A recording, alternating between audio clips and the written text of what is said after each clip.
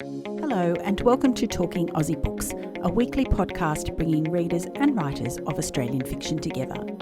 I'm Claudine Tonellis. As an avid reader and passionate advocate for Australian fiction, I have made it my mission to spotlight local talent. So if you're looking for your next read or simply want to learn more about the Australian literary scene, this podcast is for you. Grab yourself a cuppa, sit back and relax. This episode is brought to you by HarperCollins Australia. Listeners, welcome back to another jam-packed season of Talking Aussie Books. Unbelievably, this is the first episode of Season 7. 7 incredible years of spotlighting Australian stories and their wonderful creators. If this is your first time tuning in, I want to say welcome. And if you're a regular, I want to thank you for making what I do matter. I couldn't think of a better way to kick off a brand new season of Talking Aussie Books than with my next guest author, historical fantasy writer Kell Woods. Now, I've already had the pleasure of interviewing Kell once before on the podcast, and that was for Kell's debut novel, After the Forest, back in 2023. I remember distinctly finishing that book and thinking I had just read something incredibly special. A perfect mix of history, fantasy, romance, and fairy tale. I was utterly captivated by Kell's storytelling prowess. Now, luckily this year, Kell is back with her second novel, and in my humble opinion, I think it's even better than her first. Think adventures on the high seas, mermaids and fairy tales. This is a book that will capture the imagination of even the most reluctant fantasy readers. Beautifully written, thoroughly researched, and with a swoon-worthy romance thread to boot. This was another truly special reading experience, and I'm just so excited to have the chance to speak with Kell about this stunning novel ahead of its Australian release next week. Welcome back, Kell. Thank you, Claudine. I'm so happy to be here. And yes, it's coming out next week. Very exciting now. It is. And I wanted to say congratulations on such a remarkable achievement with this book. So how are you feeling ahead of publication? I'm feeling good. I feel like most of the work has been done in terms of what I'm doing and where I'm going and all the things that are happening. So I'm feeling strangely relaxed this week. I think I've done all my stressing about this whole thing. It's a big thing having a book out, and it's my second time now. So I feel like I'm a little bit more prepared and calm, Yeah. The first time was terrifying, I'll be honest with you. Terrifying. To put something out there into the world, never having done that before, and realizing, oh my God, people are going to read these books that I've just been, living in my head, and suddenly people are going to read them. It's a really weird feeling. Now, does it come out in the US and the UK at the same time, or is that later? A week later. So it's coming out on the 18th in the UK and the US. Kell, for the benefit of listeners who haven't read Upon a Starlit Tide before, I wondered if you could tell us a little bit more about it. So as you said so beautifully, it's historical fantasy and it's a fairy tale retelling. I took the Little Mermaid fairy tale and Cinderella, and I've pushed them together to make them into something new. So the story is set in 18th century Brittany in France. It's in Saint-Malo, and it tells the story of Lucinde, who's the youngest daughter of a very wealthy shipper and ex-privateer captain, and she lives in absolute wealth and luxury in that 18th century Rococo glorious lifestyle of the wealthy, but is absolutely stifled by this lifestyle, and all she wants to do is escape and go to sea and explore and see what's beyond that horizon. Her sisters are very much interested in suitable husbands and doing the whole wealthy young lady business, but Luce wants none of that. And the story really kicks off when she finds a near-drowned sailor on the beach near her home one morning after a really big storm. And she rescues him, saves him, and from there, her life just completely changes and everything she wanted is blown off course. Oh, I just love it. It was absolutely wonderful. Now, as you know, I was recently in Denmark and I had the opportunity to visit the Little Mermaid statue in Copenhagen, which is a sculpture inspired by the Hans Christian Andersen fairy tale. And also, I was in Ireland a little later in a little fishing village north of Dublin and also came across this incredible mermaid sculpture there as well. So, for centuries, it seems humans have been preoccupied with these mythical sea creatures and legends about them abound. So, what I wanted to ask you, Kell, was what made you want to write a story about mermaids? Well, I'd always been a little bit mermaid obsessive. I've been in the sea this morning. You can see my hair still dripping. I swim most days. I've been lucky enough to always live near the water most of my life. So I remember being a little kid and pretending to be a mermaid and finding rock pools and really like make believe and being kind of obsessive about it. And I loved Little Mermaid. It was one of my favorite stories, and I loved the Disney remake when I was a kid as well. It has issues, obviously, looking back. So I kind of always knew that one day I would write something mermaidy. And I guess this one came along like 10 years ago. I was thinking about this book 10 years ago. I had written an idea for it and a plan for it. And I realized pretty quickly that The Little Mermaid's a really dark, sad story. You know, it doesn't have a happy ending.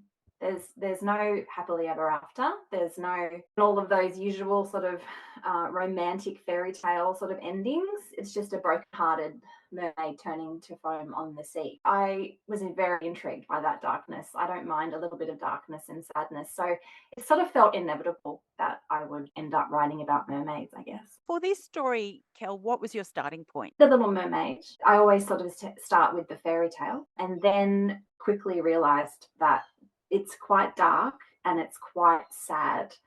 And I didn't really want to write a book that was too dark and too sad. I love darkness and sadness. I mean, I really do. And I think they need to be in other books. But I also think that you need a balance of beauty and lightness and magic to kind of balance that out. I don't want my readers to be crying for the entire book. So I realized pretty quickly that I needed another fairy tale to balance out The Little Mermaid, and hunting around and settled on Cinderella, which just seemed to be so perfect because it has some really good echoes. They have a lot of similarities when you really pull them apart. They both have sisters.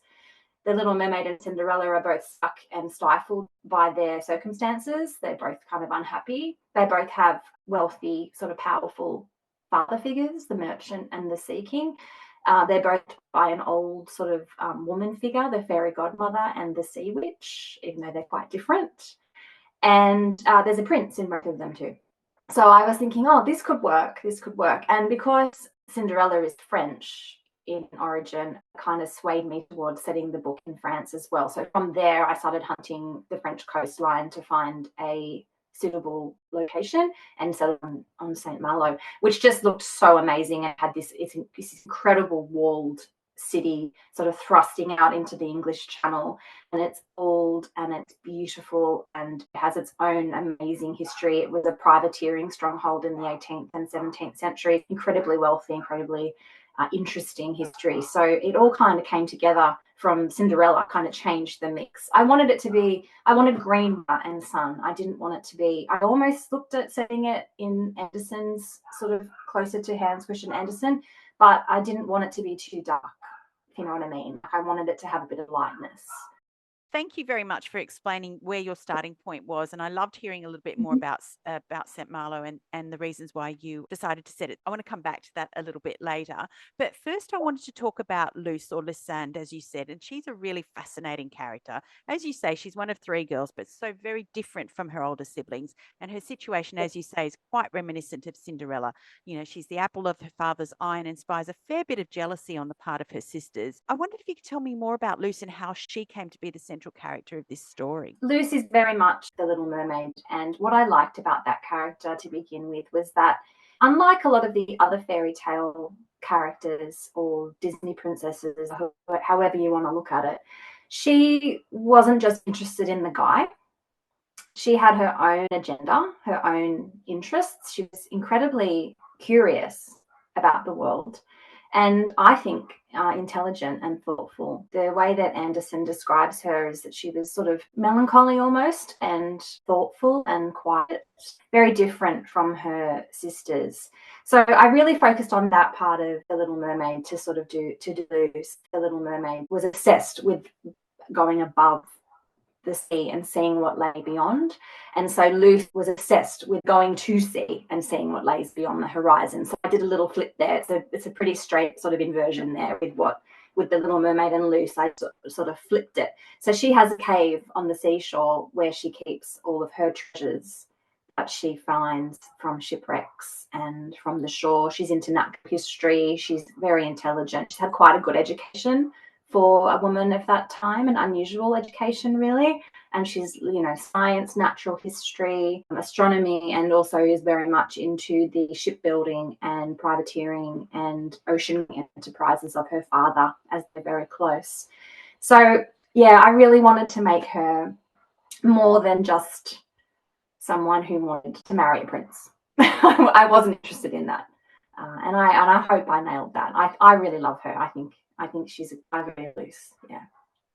Yeah, you absolutely have nailed it. And she is an incredible character, strong-willed and very determined to live life on her own terms, which I found fascinating for a character of that time. Cinderella and the Little Mermaid were the two tales that were uppermost in your mind while writing this story and crafting Luce's character. As I said to you, I went to Denmark and saw the statue of the Little Mermaid, and the crowds of people that gathered to just glimpse this statue were incredible in the middle of winter. So I guess I wanted to ask you, Kell, why do you think fairy tales and legends hold such appeal for readers and writers alike? I get asked this a lot, and I always find it a difficult question to answer because I don't even really know. I mean, I'm drawn to them and I couldn't even really explain why. I'm an ex-librarian, so I worked for libraries in 13 years. And I remember seeing mums and dads and carers and nans and granddads coming in with their little ones for story time and rhyme time, sitting on the mat reading the books. And there was always a new fairy tale edition in whatever form in the children's books. So I feel like, in a way, we've been told these stories and read these stories by our loved ones since we were little kids. And it's rare to meet someone who didn't hear a fairy tale when they were a child. Like, most people will say, oh yeah, we know that story of Cinderella. We know the story of Hansel and Gretel, because it's part of our childhood. And it's such an older memory for us. And that goes back to our parents and our grandparents, right back for, I don't know how long. I mean, how long have people been telling each other fairy tales? It comes back to history and oral storytelling, and it's old. So I feel like, in a way, it's something that is in our DNA, like in our blood, to know these old stories. And a lot of them were very dark in the original time that they were put together. So Hansel and Gretel, for example, was something that came about in the 14th century in the Great Famine, because people really were leaving their children in the forest because there was no food. Red Riding Hood is a warning tale to young women and children to stay out of the forest, because in France, in the early modern period and medieval period, there was a lot of wolves and they would actually eat you. So, there's this really old, really deep love of stories within us. And I just think that when you open a fairy tale and you see Once Upon a Time, and it takes you back to that forest or that old, magical, fantastical landscape, there's just something about that is infinitely appealing. I can't really explain it more than that. I think it's very deep. Indeed. And I've always marveled at the fact that, we pitch fairy tales to small children. We read our children bedtime stories,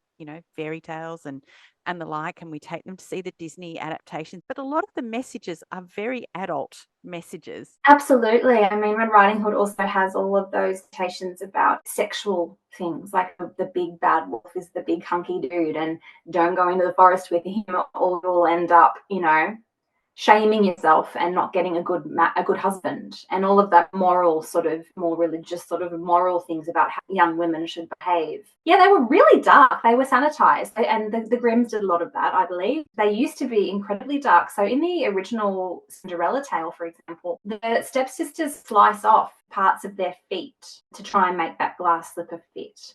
It's gruesome. It's really gruesome, which was great for me, because the idea of feet and pain was a massive thing in this book for me. So I kind of drew upon that darkness without explicitly being any of the characters slicing off their toes to fit a shoe. But yeah, there's definitely this grimness and this darkness, and I just find that so weird that all the kids, we read these stories to our children, and then they get darker and darker and darker the further you go back, and cooler, really. Absolutely. I understand from reading your author's note, and certainly from what you've said before, that you decided to set the story in St. Malo's on the west coast of France in Brittany, and that was a deliberate decision on your part. And you went on a research trip in 2023 to St. Malo. So I wondered if you could explain how that helped you write the novel. I did the same thing after the forest too. I went to the Black Forest for about 5 days. I think I was there. And even that amount of time, you can get so much detail that you just can't get out of books and websites and journal articles and Google Maps. I do all of that as well. But when I like to try and get to the place when I've got a fair idea of the story, maybe a draft done, and I know what I'm looking for. So yeah, part of the whole process for me is going there and seeing what the light's like, seeing what the trees look like, what the flowers are like. For me, growing up on the beaches in Australia, I had to pretend that I'd never seen a beach before. So when I got there, I was like, no, it's a different sand. The tides are huge. So the tides are the biggest tidal variation in Europe, can be something like 12 meters at a time. It comes in really fast. So even that was a really different experience for us. And the first day that we got to St. Malo, we got there a couple of hours before the tide changed. So we were able to go down onto the beach in front of the ramparts, in front of the stone walls, and just be there when the tide started coming in. And it came in so hard and fast. Like I had to run. Like I was taking steps, like fast steps backwards with research. So I wouldn't have really been able to know about that if I hadn't have gone there and stood on the sand and had to run back from that water. And you can read about huge tidal surges, but it's a completely different experience to be there and see it, see what the color of the water was like and what the seaweed looks like and what the shells are like, because it's all different but also similar. So it was a weird thing. But yeah, went over there, spent a few days right inside the city, went out to the hinterland around St. Malo, which is where the ship owners all had their beautiful manor houses, like pleasure houses. It was very crowded and overpopulated in the city. It's only a tiny little city. And so they built these incredible houses on these estates in a sort of enough of a radius so they could get back to town in about 2 or 3 hours on horseback, enough that they could go in and see to their bits if they had to. And so we went out to a couple of those as well. And they were just stunning, big walled estates with French gardens, very luxurious, beautiful 18th century rooms, high ceilings, built for beauty and pleasure. So they were incredibly wealthy. And while I was there, I got details that I wouldn't have known, like for the book, for example, Luce escapes out of the property, out of the estate, and goes down to the shore isn't something that a woman of her age or her status would readily be able to do in those days. But she gets out by the chapel, and there's this chapel that's sort of set half within, half without the wall, and it's the family chapel. But earlier in time, the people that worked the land for her father would have come in and had mass and used that chapel as well. So it had 2 doors, one that opens out to the landscape in the farm area, and one that is private door that the family used from inside. So I was looking for a way to get her in and out of the house without being seen. And then we got there and I saw this chapel. I was like, oh my God, that's it. That's perfect. And we saw a couple of those. It was a whole thing. There was another Malunier that had one as well. So I couldn't have got her out of the house as easily if I didn't go there and see that chapel. Little weird things like that. Oh, I just love that. That's fantastic. Boots on the ground approach is obviously the way to go. I think so. I think when you need, I like a lot of detail. I think so much detail is what drags the readers into the story and kind of holds you in there. And for some reason as well, some of the feedback I've been getting with fun is that the more real it seemed, the more easy it is to believe when magic starts to happen. So I go for the detail, and you just can't get it the same if you're not there. I feel anyway. But yeah, so I got so much out of the trip. It was great. Yeah, you're absolutely right. I think the level of detail made the leap into the fantasy for this a lot easier, and definitely took you from history to fantasy in a much more seamless way. I was just going to say, you've said a couple of times that you're not a super big fantasy reader. And I've heard from a few people that have said, I don't like fantasy, but I really liked your book. It's low fantasy. It's not epic. There's no dragons, but I'm hoping that that's why it was easy for you to just accept that there's sea witches and mermaids and magic, because it maybe felt normal. You know what I mean? Like it maybe felt real. Yeah. So you've also managed to take actual historical events that happened in St. Malo and make them part of Luce's story. So I wanted to ask you, Kell, how do you manage to weave history with the fantasy in your stories? And is that a difficult thing for you to do? Yeah, it is. It wasn't an easy book to write, I'll be honest. It was hard. Did a lot of edits. I think I did 5-round edits with my US editor to get it right, going from, a massive structural edit all the way up into just tweaking it before it went into copy edits. It's one of those things where you write the draft or two and it's not right, and then you think, oh no, that it was difficult. There was a lot of rewriting, a lot of changing things around. I didn't really even get the idea about the magic system and the stormstone until one of the last drafts. So then I had to go back and work in it. And I've had people say, what? That was like, I felt so part of it, like felt so seamless. And I was like, you have no idea how hard it was to nail that. So yeah, it was a lot of work. And it's just finding those connections between history and fairy tale. And sometimes it takes a little bit of time for them to come out. You know that old saying about writing a novel is like driving in the dark, and you can only see as far ahead as your light, and the rest is just darkness. I felt like I was in the dark for most of this writing process. And then suddenly it just all came together. I often say this to my writer friends, the books that they have written that seem easy to read are often the hardest ones to write. Yeah, that's definitely the case here. I found this harder than After the Forest for sure. Also because I was moving from writing as a hobby that no one really cared about to writing professionally with a deadline and my agent and my publishers and readers waiting for it. So part of it with the difficulty was that I was sort of scared and nervous and feeling the pressure. So I guess that was part of the whole, and that's that second book syndrome, which you probably talked to authors about before too. I think it's real. I think it happened to me, but eventually it all came together and I'm really happy with it now. Like when I finished it, I'm like, oh my God, I can't believe this worked. Like I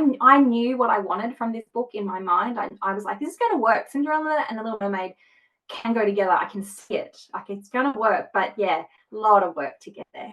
Oh, I'm sure, but the result is truly something special, as I said before. Yeah, thank you. I'm really proud of it. All that work, I'm proud. Yeah. As you should be, my friend, as you should be. Now, Kell, I'm a huge believer in the power of crystals, their healing and protective properties. And so you mentioned it just before. You talked about Stormstone. So I was really fascinated to read about the Stormstone, which in the book, the Malawan seafarers used as ship ballast and also as building materials to protect them against storms, attacks, and other misadventure. So I wondered if this was something that was based on fact, or was that something you've imagined? It started from history. And when I got over there and realised that the walls of St. Malo and all of the buildings, the cathedral, all the millenniaires and all the buildings are all made of granite, which is locally quarried. There are quarries along the coast, old quarries along the coast. And a lot of the granite came from the Chaucer Islands out in the Channel. That didn't seem like a big deal to me at first. I was like, oh yeah, whatever, oh, they use granite. But then the more I thought about it and the more I read, and this is why the research is everything and why I do a lot of research, then I realized that Brittany is also famous for its like dolmen, for its standing stones. And it's very Celtic. And so there are standing stones and rings of stones that are very sacred to the people. And they would go and pray for and like ask the old gods if they wanted a child. They would leave an offering. So there were these really old pagan beliefs happening. This was happening right up until the 19th century. I hope people are still doing it now too. That would be good. Then they've also got sort of sacred springs, same thing, where you could go. And so there was this really strong connection to the water and the land. And then as I was researching the folklore and the sea sort of folk and the fae, and realizing that there were these fairies that live in caves along the sea. And then my mind started to think, oh, well, you've got quarries and stone and fairies and standing stones. This could all come together. I got quite sciencey as well, and I realized that granite conducts like lightning, like there's an electrical magnetic aspect to granite. When that all started to come together, and I was working in a maritime museum at that time, and I was around ships, and I was around ballast, I was looking at ballast stones, and I was like, oh, ballast, all right, let's look into that. And then realizing that they would use granite as ballast, and if they had a magical, imagine if it all just came together from research and just joining I sound mad, don't I? From joining the history with the magical beliefs of the people. So yeah, that's kind of how that idea came. And once it came, I was like, oh my God, this is what the story needs. It needs this. Truly integral part of the story. So yeah, I can't believe that it kind of came as an afterthought in many ways. Yeah, it came later. Yeah, which is quite shocking even looking back, because I was like, oh my God, this is the whole thing that's missing from this book. And once I brought it in and did a rewrite with it, the whole book just came together. Every part of it, all the characters, Samuel, that affected his storyline so much. It's funny how your mind makes these weird little connections, and then it ends up being a really important part of the story. Absolutely. A part of the story that I truly love. The other part of the story, which I loved as well, was the mention of sea silk. Now, I didn't know this was an actual thing until reading your book and then looking up some things afterwards. Tell me about sea silk and how that factored into your story. Yeah, it is a real thing. It's so weird. I didn't know about it either. I just had this idea in my head that there would be some kind of look at stories of mermaids and how they move between the two shapes. That's kind of where I started. And you've got the little Irish mermaids, the Merrows, who would wear a little cap, and that would allow them to change from sort of fish lady into human lady. And obviously selkies are quite famous with their seal skins. So I was looking for that kind of thing, and I couldn't really find exactly what I wanted in the folklore. So I thought that I'm going to have to sort of do a bit of making up here. And I think that the word sea silk came into my head just because they go together so beautifully, and there's just that lovely sound of it. And then I started Googling it, or just throwing it around in Google. And I realized, oh, there actually is a thing called sea silk. It comes more from the southern area of Europe, so from the Mediterranean. And it comes from these like mollusks, like these big mollusky creatures, and the fibers anchor their bodies to the seafloor.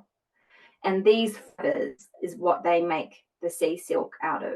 So you can see it in museums and things in Europe.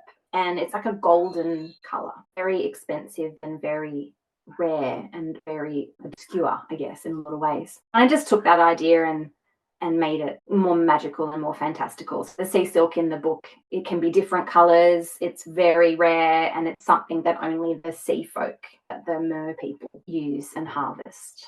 It was a lot of fun. And that's where I understood sea silk came from, just from my very, very cursory reading. I didn't go too far into it either, because I didn't really need to. I just thought, oh, there's enough there. There's enough history there. I can run with that. But even Luce and Samuel wear little goggles. And so I was looking in like diving and smuggling stuff, their little stone smuggling stuff. And I remember my editor saying, I trust you. I trust that there's enough historical relevance here, or there's some kind of root in history here about these weird goggle things.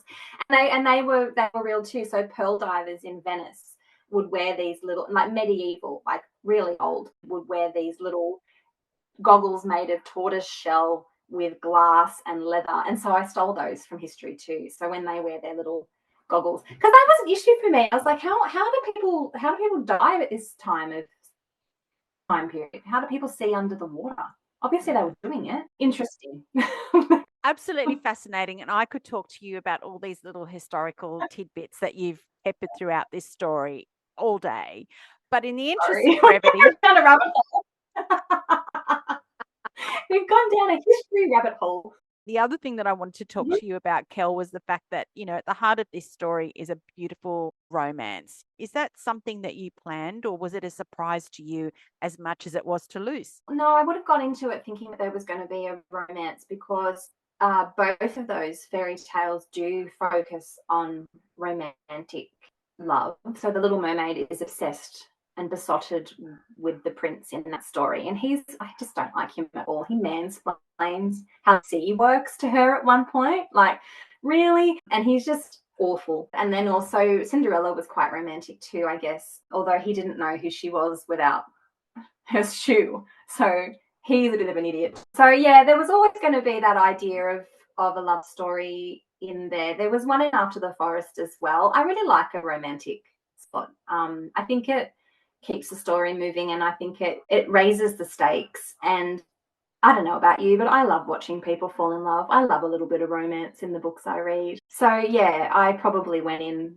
planning for that, and I had an idea about how it was going to go pretty early on, and then it was just a matter of doing that because there's 3 of them, so it was hard, had to work on the whole shape of that love story. I do love a little bit of romance in my books as well. It keeps you invested as a reader. You're desperate to find out what happened. At the heart of all great stories, there is love. There really is. Like, even movies that you don't think are romantic are quite romantic. These action sort of thriller, there's often heart issues attached, and it's because people do crazy things when they're in love, which is a game changer when it comes to a plot. And I don't know, that feeling of falling in love for the first time is so beautiful. It's nice to be able to recreate it. I couldn't agree with you more.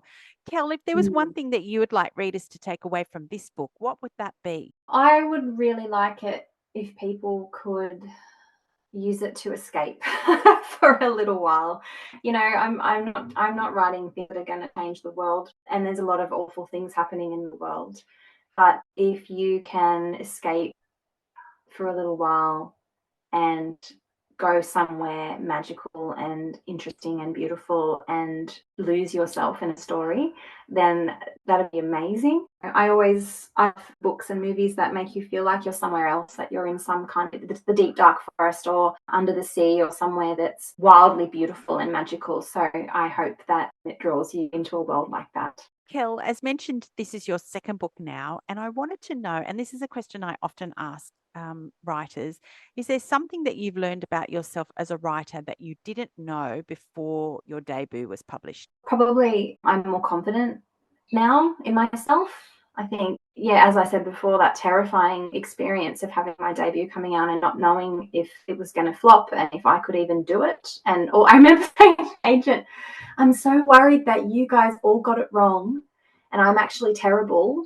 And you're going to realize now when I try and write this second book and go, oh my God, what were we thinking? She was a fluke. She can't do it. So I remember legitimately thinking that. And my agent said, that's insulting because you're implying that I don't know what I'm doing, that none of us know what we're doing. So I probably have more faith in myself now and more trust in myself now, particularly because I'm getting good feedback about this book. I've had people email me and say it's now in their list of best, most loved favorite books ever. Like, people have been saying that to me and I just cry every time. I'm just overwhelmed by that. So I've gone from thinking, what am I doing? I have no right doing this. This is a crazy idea. What was I thinking? To thinking, oh no, maybe I should have more faith in myself. Maybe I can do this. Yeah. Thank you. And I think that's really heartening for a lot of writers out there who do often second guess themselves and who are full of self-doubt. So this is a wonderful message for all of those people feeling the same way. Yeah, and I probably will have self-doubt again and again and again.